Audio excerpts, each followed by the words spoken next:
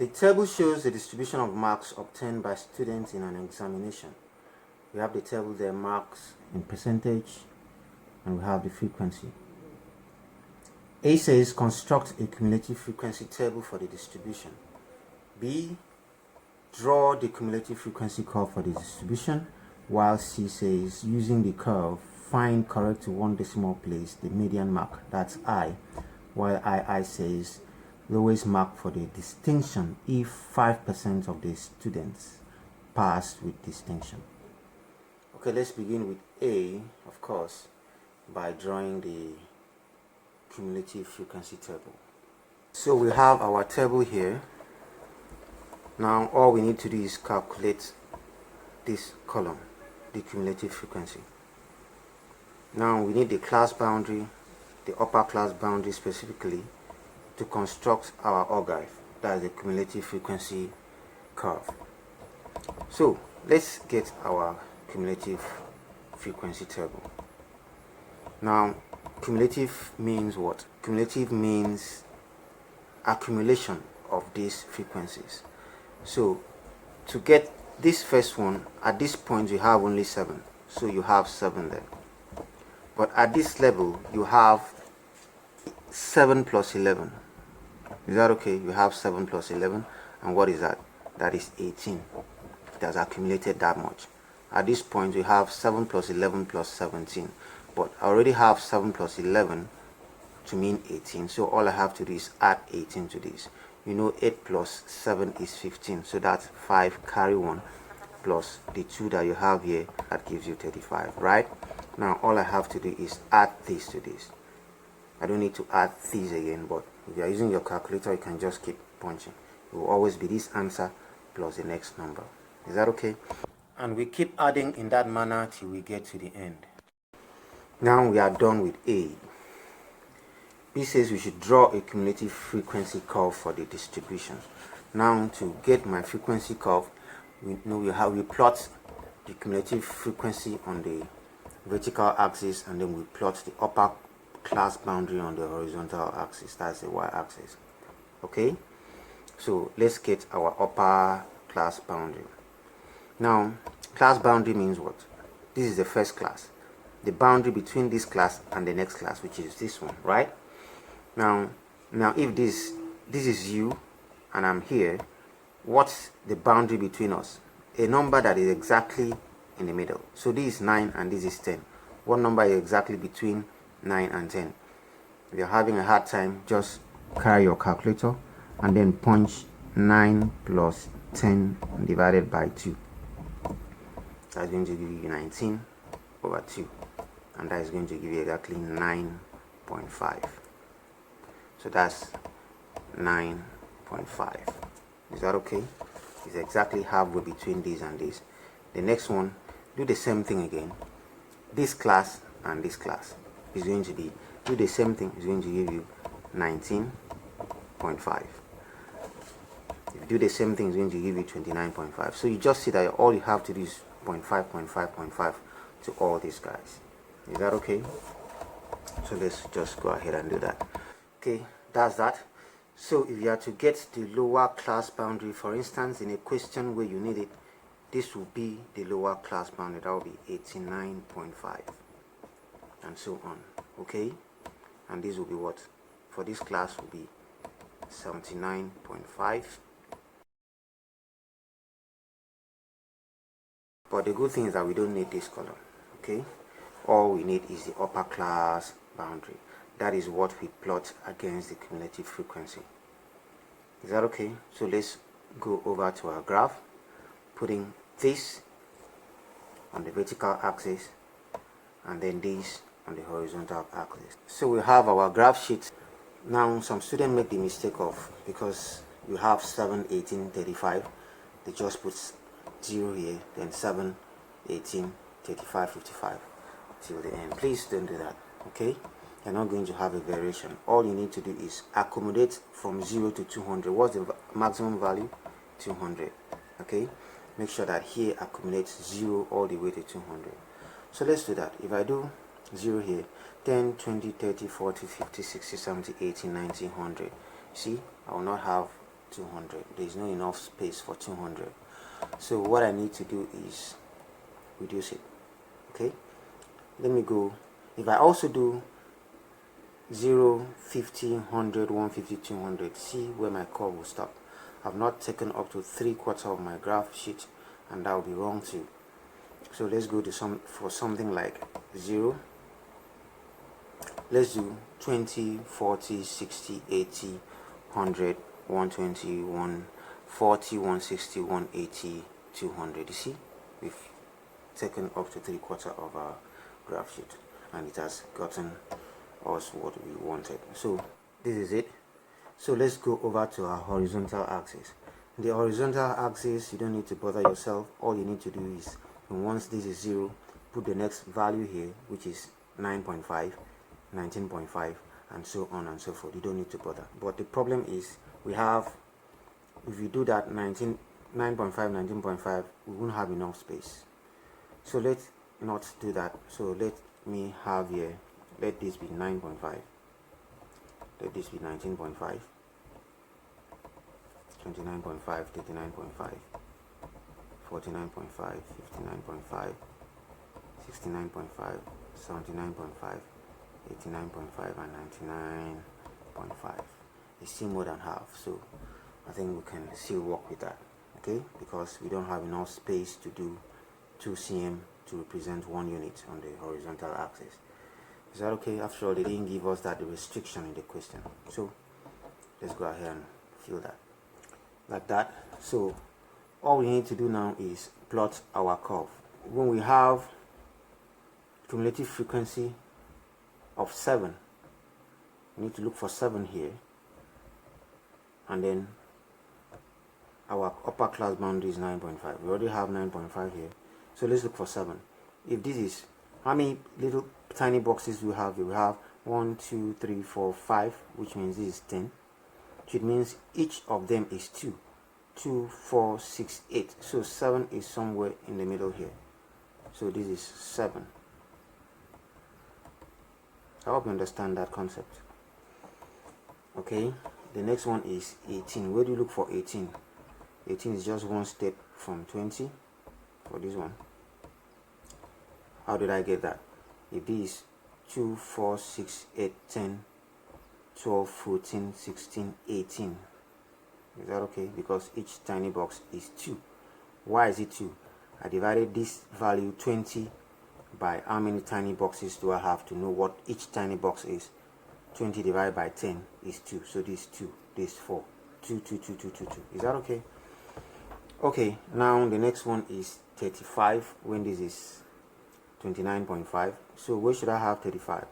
35 should be, this is halfway between this and this is 30 already. We know that, right?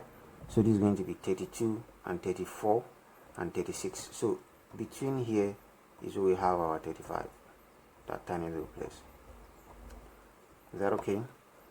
While for this one is, we have 55. Where should I have 55? This is in between here, and 40 and 60 is 50.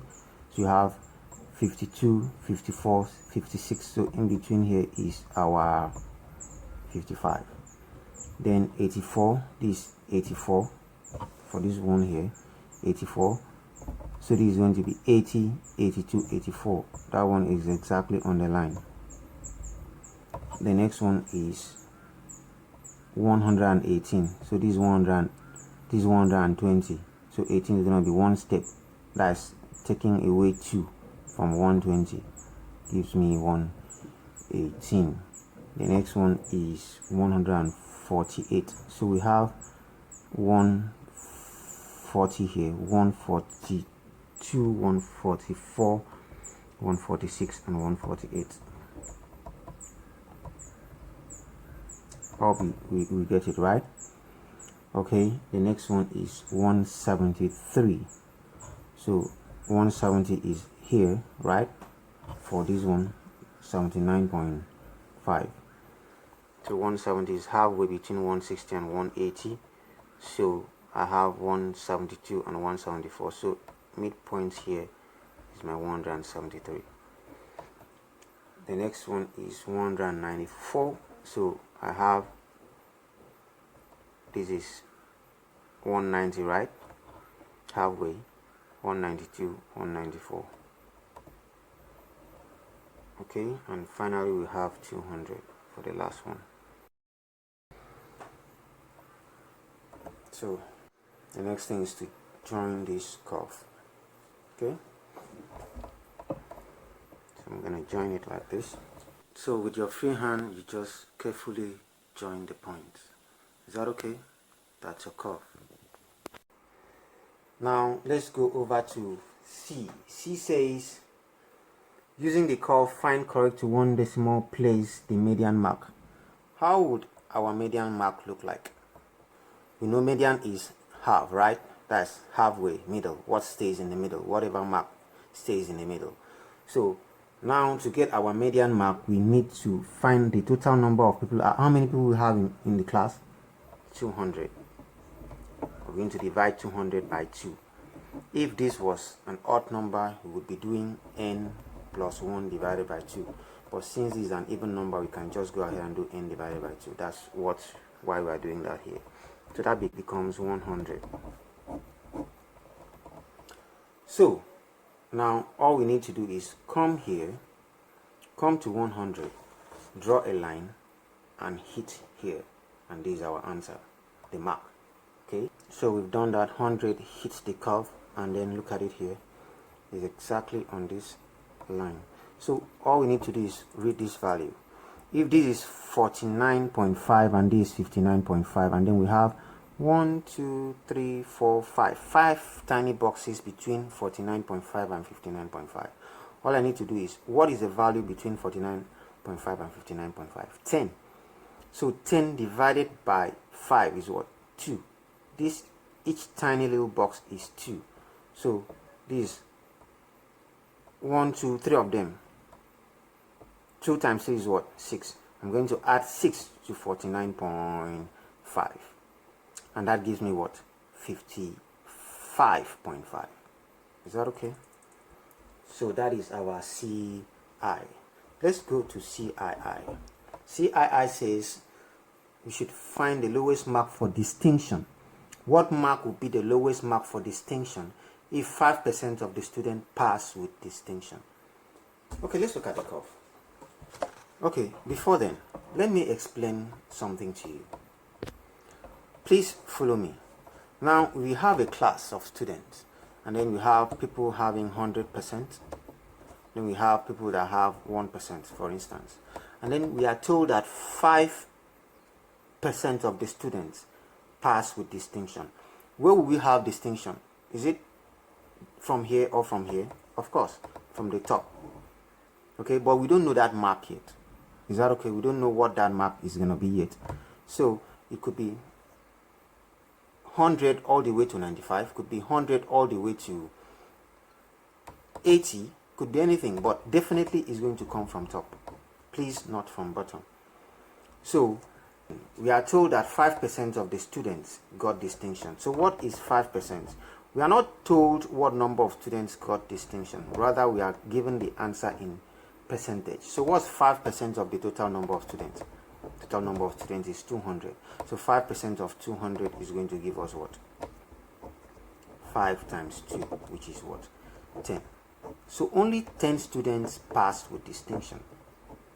So if I'm looking for the top 10, I'm not looking, assuming this is what we are looking at, I'm not looking for it from the bottom. I'm looking for it from the top. Of course, number of students, we have 200 over here, while we have 0 down here. Do you understand the concept? So I'm looking for first 10 students, not the least 10 students. So don't make mistake of coming here to look for 10 here, please. Okay? These students have the lowest mark. Look at them. Look at their marks here. 9.5. Low mark. Whereas the student from here have their high mark here. So we're going to look for 10 from here. So where is 10 from here? Remember, each box, tiny box, is how many students? Is how many? 2. Remember, we said it's 2. Okay? From here to here is 20. 20 divided by 10 is 2 each. So we're going to look for 10 from here. Okay? So this is 2, 4, 6, 8, 10. So this is where we are looking for. Okay, we're going to make this touch the curve, and then this will be our answer here. This will be our mark. Okay, this mark here is anybody that scores that and above is going to have a distinction, and that answers a question that says the lowest mark. What is that smallest mark that you must have to have a distinction? I hope you understand me. So this is the points we are looking for. This is first top 10 students hits the curve, and then what mark is that? Now let's read this mark. You see here, let's see how many tiny little boxes do you have. This is 1, 2, 3, 4, and remember each of them is 2. So this is 2, 4, 6, 8. Okay, let's add 8 to 79.5. That's going to give us 87.5. So this mark here is exactly 87.5, which means any student that has 87.5 is going to score a distinction all the way to the final mark. Here we have 99.5. Is that okay? Top mark, this where you have distinction, not here. Don't ever start from here to read 10, but rather start from here to read 10.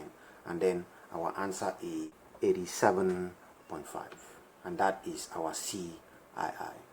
So we've come to the end of that question. Thanks for watching. Please, if you like our video, kindly hit the like button and subscribe to our channel. Until I see you in our next video, bye bye.